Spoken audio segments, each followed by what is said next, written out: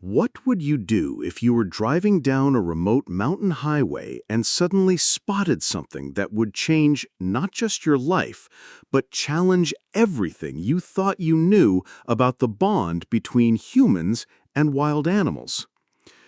Today, I'm going to share with you a story so extraordinary, so heart-stopping, that it will leave you questioning the very boundaries of love, sacrifice, and what it truly means to be a family. This is the incredible true story of Jake Morrison, a 34-year-old wildlife photographer from Montana, and Kodiak, a grizzly bear cub who was supposed to be his enemy, but became his greatest teacher. Before we start, don't forget to subscribe to the channel, like this video, and turn on notifications to catch more heartwarming stories like this one. It was a crisp October morning in 2019 when Jake Morrison's life took a turn he never could have imagined. Jake had spent the better part of 2 decades capturing the raw beauty of Montana's wilderness through his camera lens. He was a man who understood the delicate balance of nature, someone who respected the invisible line between human and wild. But sometimes, life has other plans. Jake was returning from a 3-week photography expedition in Glacier National Park. His truck was loaded with equipment, memory cards full of breathtaking images of elk, mountain goats, and yes, even adult grizzly bears in their natural habitat. The autumn air was crisp and clean, painted gold by the morning sun filtering through the pine trees that lined Highway 2. He was driving slowly, partly because of the winding mountain roads, but mostly because Jake had learned long ago that the best shots often came when you weren't looking for them. Wildlife has a way of appearing when you least expect it. But what he saw next wasn't something he could capture with any camera. There, huddled against a fallen log about 50 feet from the roadside, was a small, dark shape. At first glance, Jake thought it might be a boulder or a pile of debris, but then it moved. And in that movement, Jake's trained eye recognized something that made his heart sink: the unmistakable silhouette of a grizzly bear cub. He pulled over immediately, his mind racing. In all his years in the wilderness, he had encountered adult grizzlies dozens of times. He knew the protocols, respected their space, and had never had a dangerous encounter. But a cub was different. Where there's a cub, there's usually a protective mother nearby. And a mother grizzly defending her young is one of nature's most formidable forces. He sat in his truck for nearly 30 minutes, scanning the tree line with his telephoto lens, looking for any sign of the mother. The cub hadn't moved much, which was already a bad sign. Healthy cubs are bundles of energy, constantly exploring, playing, learning. This little one seemed lethargic, possibly injured. As the minutes ticked by, Jake's concern grew. He had studied grizzly behavior extensively, and he knew that mothers don't typically leave their cubs alone for extended periods, especially not this close to a road. Something was very wrong. Jake faced an impossible decision.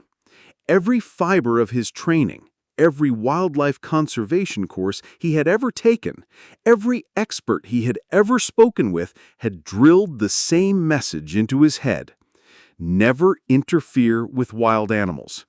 The ecosystem has its own way of managing itself. Nature can be cruel, but it's also perfectly balanced. But as he watched through his binoculars, he could see that this cub was in serious trouble. It was significantly smaller than it should have been for this time of year, probably no more than 4 months old. Its fur looked dull and matted, and it was breathing in short, shallow gasps. Most concerning of all, it made no attempt to flee when Jake slowly approached on foot, a behavior that suggested extreme weakness or illness. Jake's phone had no signal in this remote area, so calling wildlife authorities wasn't an option. The nearest ranger station was over 2 hours away on these mountain roads. If the cub was sick or injured, 2 hours might as well be 2 days. Standing there, 50 feet from a creature that could grow up to weigh 800 pounds and possess the strength to flip over cars, Jake Morrison made a decision that would haunt his dreams and fill his heart in equal measure. He was going to help. The approach was terrifying. Jake had photographed adult grizzlies, but he'd never been within arm's reach of one, even a small one. As he crept closer, he could see that the cub was indeed very sick. Its eyes were clouded, its breathing labored, and it showed signs of severe dehydration and malnutrition. The little bear, Jake would later learn it was a male, barely lifted his head when Jake knelt down beside him. In any normal circumstance, even a sick cub would have fled or at least shown some sign of alarm. This one seemed to have given up entirely. "Hey there, little guy," Jake whispered, his voice barely audible over the mountain wind. "Where's your mama?" Jake knew he was probably breaking several laws, and definitely breaking protocol, but looking into those tired, dark eyes, he couldn't walk away. He carefully wrapped the cub in one of his sleeping bags and carried him to the truck. The little bear weighed maybe 20 pounds, far too light for a grizzly his age. The drive to the nearest veterinary clinic was 3.5 hours of pure anxiety. Jake had rigged up a makeshift bed in the back of his extended cab, and the cub lay there, occasionally whimpering, but otherwise still. Jake found himself talking to the little bear the entire drive. "You're gonna be okay, buddy. I know you probably don't understand what's happening, but I'm not gonna let anything happen to you." Every few minutes, Jake would glance back to make sure the cub was still breathing. Those were the longest 3.5 hours of his life. Dr. Sarah Chen had been practicing veterinary medicine in rural Montana for 15 years, but she'd never had a grizzly bear cub brought to her clinic. When Jake Morrison walked through her doors carrying a sleeping bag with something precious inside, her first instinct was to call the authorities. But one look at the nearly lifeless cub changed everything. "This little one is severely dehydrated and malnourished," Dr. Chen explained as she worked. "He's probably been alone for at least a week, maybe longer. At his age, he should still be nursing and learning from his mother. He doesn't have the skills to survive on his own." "What are his chances?" Jake asked, though he wasn't sure he wanted to hear the answer. Dr. Chen was quiet for a long moment.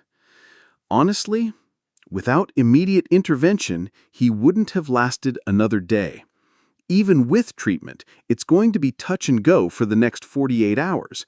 And then, well, then we have to figure out what happens next. That was the moment Jake realized that saving the cub's life was only the beginning of an impossible journey. Word travels fast in small mountain communities, and it wasn't long before Montana Fish Wildlife Apartments arrived at Dr. Chen's clinic. Jake braced himself for arrest, fines, maybe even criminal charges. Taking a wild animal, especially a grizzly bear, was a serious federal offense. But Officer Rebecca Hayes, a 20-year veteran of wildlife management, surprised everyone with her response. "Mr. Morrison," she said after examining the cub and reviewing Dr. Chen's medical notes, "what you did was technically illegal, but given the circumstances, I think most reasonable people would have made the same choice." The challenge now wasn't legal, it was practical.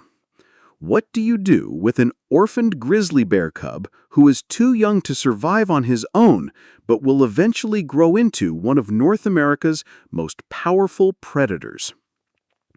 The standard protocol is to either place orphaned cubs with licensed wildlife rehabilitation facilities or, If none are available and the cub is too compromised to survive in the wild, to humanely euthanize. Jake felt his heart sink. The idea of this little fighter being put down after everything he'd already survived seemed unbearably cruel. "What about wildlife sanctuaries?" Jake asked. "There's a waiting list. Most facilities that can handle grizzlies are already at capacity. It could be months before an opening becomes available, and that's if one becomes available at all." That's when Dr. Chen spoke up. What if Mr. Morrison were to become a licensed wildlife rehabilitator? It's not unprecedented for civilians to care for orphaned wildlife under proper supervision and with the right permits. It was a long shot, but it was a shot. 3 weeks later, Jake Morrison found himself the legal guardian of a grizzly bear cub he had named Kodiak, after the famous Alaskan grizzly subspecies. The licensing process had been expedited due to the emergency circumstances, and Jake had undergone crash courses in wildlife rehabilitation, bear behavior, and safety protocols. His property, 50 acres of fenced wilderness outside of Kalispell, had been inspected and approved for temporary housing of the cub. Jake had spent his life savings converting an old barn into a proper enclosure with climbing structures, a water feature, and plenty of space for a growing bear to exercise and play. But nothing could have prepared him for what happened next. Kodiak, who had been listless and withdrawn during his recovery at the clinic, began to thrive in Jake's care. The cub seemed to understand that Jake was his protector, and he followed the photographer everywhere he was allowed to go. When Jake worked on his computer, Kodiak would curl up nearby. When Jake did his morning exercises, the cub would tumble around beside him, mimicking his movements in his own clumsy, adorable way. The bond that formed between them defied everything Jake had been taught about human-wildlife interactions. This wasn't a pet. Both Jake and Kodiak understood that. But it was definitely a relationship built on mutual trust and, dare he say it, affection. Dr. Chen visited weekly to monitor Kodiak's health and development, and she was amazed by what she saw. "I've worked with orphaned wildlife for decades," she told Jake during one visit, "and I've never seen a recovery quite like this. It's like he knows you saved his life." As Kodiak grew stronger and larger, Jake began to learn things about grizzly bears that no textbook could teach. He learned that bears have distinct personalities.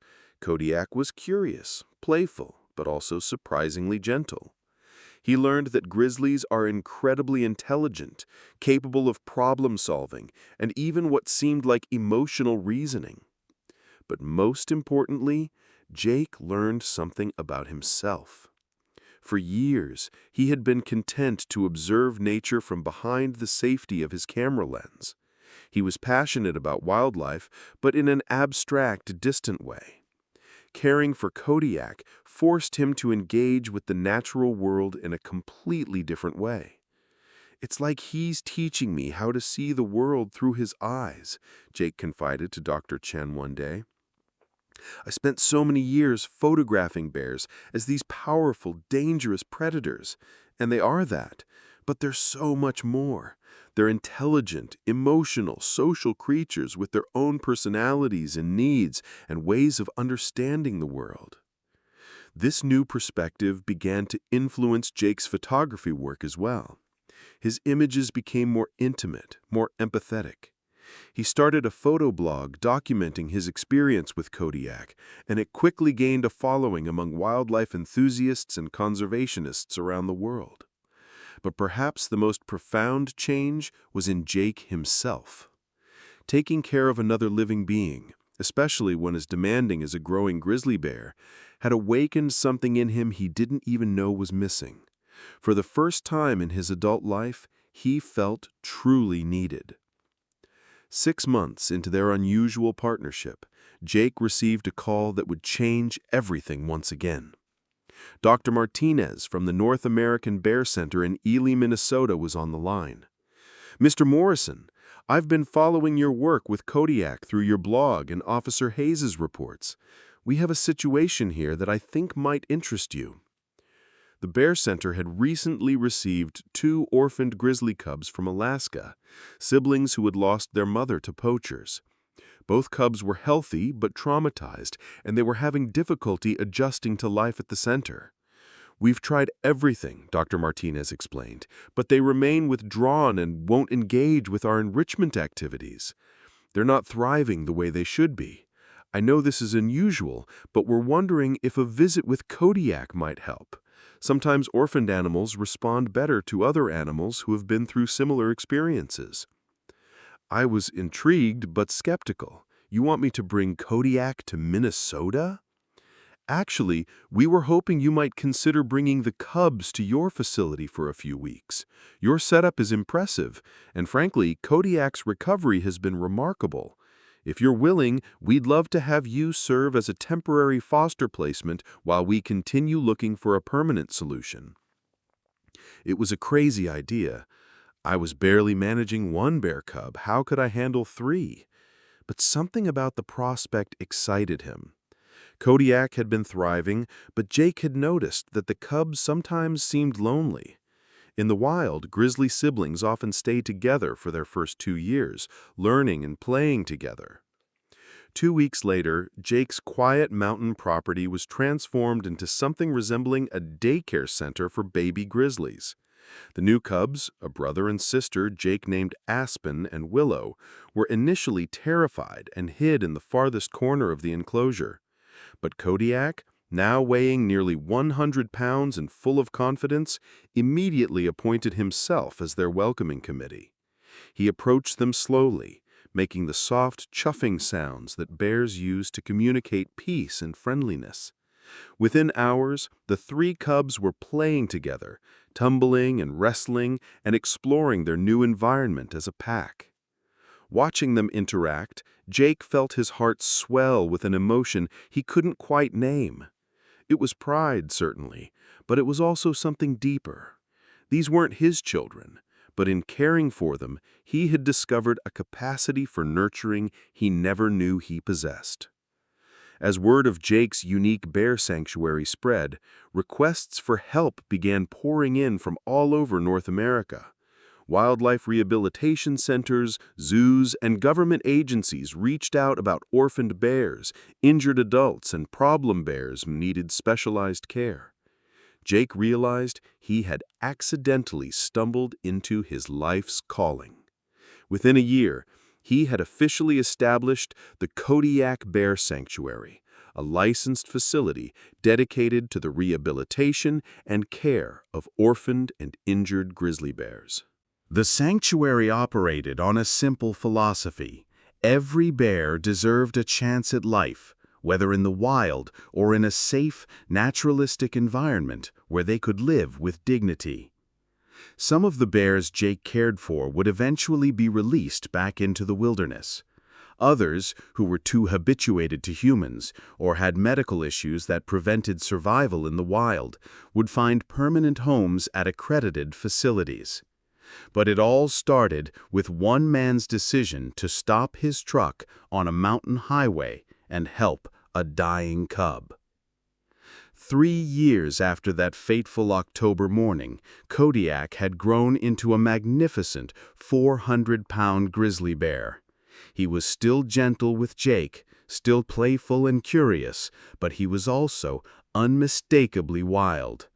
His natural instincts had developed fully, and while he trusted Jake completely, he maintained the dignity and independence that defined his species. Kodiak became the sanctuary's ambassador bear, helping to socialize other orphaned cubs and serving as a gentle introduction to bear behavior for the veterinary students and wildlife biologists who came to train at the facility. But perhaps his greatest legacy was the change he had inspired in Jake Morrison. The man who had once been content to observe nature from a distance had become one of the country's leading advocates for bear conservation. Kodiak taught me that conservation isn't just about protecting species or habitats. It's about recognizing the individual worth of every creature we share this planet with. Every bear has a personality, a story, a right to exist. My job isn't to save all the bears in the world, it's to save the ones I can, one at a time. The Kodiak Bear Sanctuary became more than just a rehabilitation facility. It became an education center where thousands of visitors each year learned about bear behavior, conservation challenges, and the delicate balance between human development and wildlife habitat. Jake's photography work, now focused exclusively on the bears in his care, helped change public perception of grizzlies from dangerous predators to complex, intelligent animals deserving of respect and protection. His images appeared in National Geographic, Wildlife magazine, and conservation campaigns around the world. But the most rewarding part of his new life wasn't the recognition or the media attention. It was the quiet moments. Watching a newly arrived orphaned cub take its first tentative steps into the play area. Seeing a rehabilitated bear successfully adapt to its new home at an accredited zoo, or simply sitting with Kodiak in the evening light, both of them at peace in the sanctuary they had built together. Today, as I finish telling you this incredible story, Kodiak is still living at the sanctuary, now serving as a mentor to his fourth generation of orphaned cubs. Jake has saved over 30 bears, and the facility has become a model for wildlife rehabilitation centers across North America.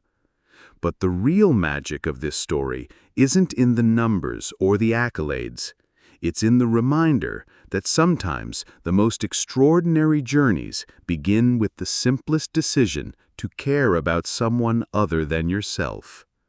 Jake Morrison could have driven past that suffering cub on Highway 2. He could have convinced himself that nature should take its course, that it wasn't his responsibility, that getting involved would be too complicated, too risky, too expensive. He could have chosen the easy path. Instead, he chose compassion, and in saving Kodiak's life, he discovered his own purpose. The bond between Jake and Kodiak challenges everything we think we know about the relationship between humans and wildlife. It proves that love, respect, and understanding can bridge even the most unlikely gaps. It shows us that sometimes the greatest adventures don't require traveling to distant lands or conquering impossible challenges. Sometimes they require nothing more than pulling over on a mountain highway and opening your heart to a creature in need. In a world that often feels divided, where we're constantly told about the conflicts between human development and wildlife conservation, between our needs and nature's needs, Kodiak's story offers a different narrative. It suggests that coexistence is possible, that mutual respect can flourish, and that sometimes the best way to save the wild is to let it teach us how to be more human. Jake Morrison set out that October morning to capture images of Montana the wilderness. Instead, he found something far more valuable. A purpose that would define the rest of his life, and a friendship that would challenge everything he thought he knew about love, sacrifice, and what it means to be truly wild. As Jake always tells visitors to the sanctuary, Kodiak saved my life just as much as I saved his. He taught me that courage isn't the absence of fear, it's caring about something more than you fear the consequences. And sometimes, if you're very lucky, that caring comes back to you in ways you never could have imagined. The next time you're faced with a choice between the easy path and the compassionate one, remember Kodiak. Remember that sometimes the smallest acts of kindness create the biggest changes in the world. Remember that love has no boundaries, that understanding has no limits, and that sometimes the most unlikely friendships teach us the most important lessons about what it means to be alive. And who knows, maybe you'll discover, like Jake did, that in saving someone else, you just might save yourself. If this story moved you, please consider supporting wildlife rehabilitation centers in your area. To learn more about bear conservation or to support the work being done at sanctuaries like Jake's, visit your local wildlife authorities or search for accredited bear rehabilitation programs. Remember, the best way to help wild animals is to respect their space, support conservation efforts, and never attempt to interact or feed wild animals without proper training and permits. Every bear matters, every story matters, and sometimes every heart that's willing to care can make all the difference in the world.